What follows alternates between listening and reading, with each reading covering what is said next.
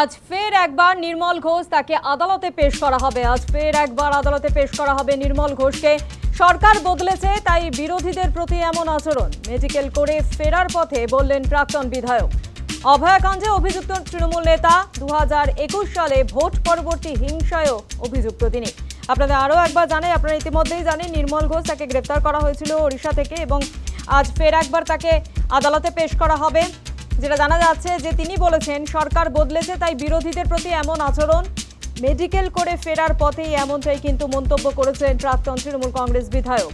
অভয়াকাণ্ডে অভিযুক্ত তৃণমূল নেতা নির্মল ঘোষ, পাশাপাশি 2021 সালে ভোট পরবর্তী হিংসার অভিযোগও কিন্তু তার বিরুদ্ধে রয়েছে এবং লটারি দুর্নীতির অভিযোগও কিন্তু তার বিরুদ্ধে রয়েছে। অর্থাৎ একাধিক অভিযোগে তাকে গ্রেপ্তার করা হয় এবং আজ ফের একবার আদালতে পেশ করা হবে তাকে।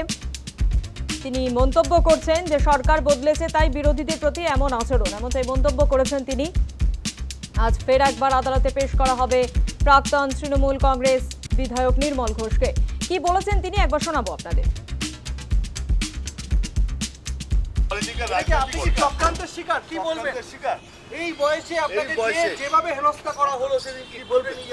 একটাই কথা, সরকার বদলেছে, নতুন সরকারের বিরোধীদের প্রতি তার ব্যবহার, বিরোধীদের অত্যাচার করা।